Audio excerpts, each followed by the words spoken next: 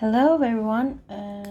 Today I'm going to do this in English. I hope that some of you that don't speak Norwegian is going to know what I'm doing.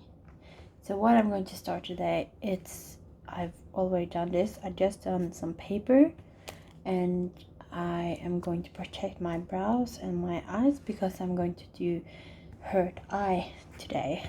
So what I'm going to start, just patching it